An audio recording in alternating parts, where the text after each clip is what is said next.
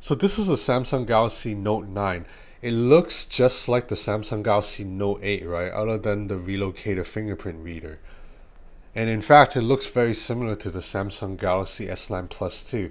They have slightly different screen sizes, but otherwise it's the exact same curved OLED panel. And the camera setup is actually exactly the same too. 12 megapixel dual shooters with variable aperture. So if you're thinking, did Samsung just take the easy way out and put out a lazy update? Not necessarily. There are a lot of subtle improvements inside the machine.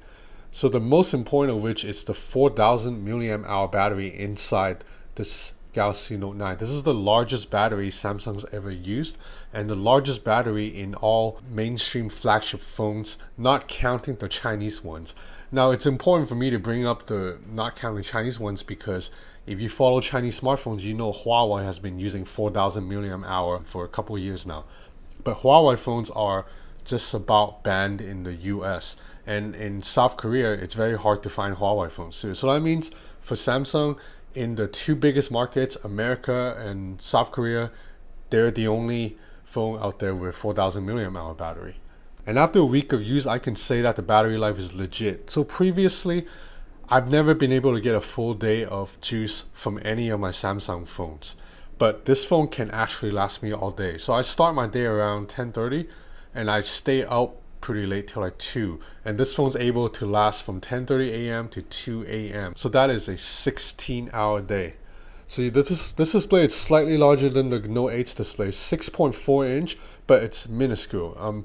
Holding this phone feels exactly just like holding a Note 8. So that means it's both good and bad. It's good in that build quality is excellent as usual. The phone is very dense, very hefty, feels very premium, but also a little bit heavy and a little bit bulky. In fact, the bezels on the Note 9 look a little bit dated in August 2018. If you compare the Note 9 with something like this new Vivo device I'm testing, they both have the same 6.4 inch display, but the Vivo is a lot easier to hold in the hand because it's more bezel-less. It has a smaller footprint, and the phone feels a little bit more elegant too, even though they have the exact same display. Now there is a little bit of a notch up there, but otherwise you get the same screen size in a smaller body. But of course, what makes a Note, it's the Stylus, aka S Pen.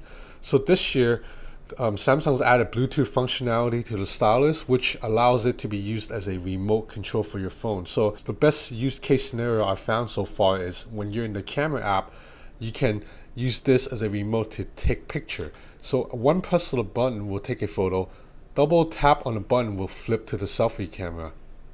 And this Bluetooth functionality will work across various apps. So for example, if you're watching media or listening to music, you can use it to control. So you press the button once to pause the music, press it again to play, double tap to skip to the next song. Otherwise, all the S Pen features from the Note 8 returns, and not much has changed at all. You're still able to send live messages or do a screen write, which is one of my favorite features. You're able to draw and take notes on top of a screen. You know, if you have a friend, you can draw mustaches on their face, silly things like that. The Stylus can detect up to 4,000 points of pressure. Not as good as an Apple Pencil, but very good. So you're able to do some elaborate sketching on the screen if you like. So as mentioned earlier, the Note 9 has the exact same camera setup as the S9, except that the Note 9 has a new software AI algorithm that can detect objects and images and scenes and tweak photos accordingly. So this is something that Huawei has done since last year. Samsung's implementation is not as heavy-handed. In fact, a lot of times I take photos side by side with the Samsung Galaxy S9 Plus and the Note 9, and I cannot see the difference whatsoever. It appears to me like the two cameras are virtually exactly the same.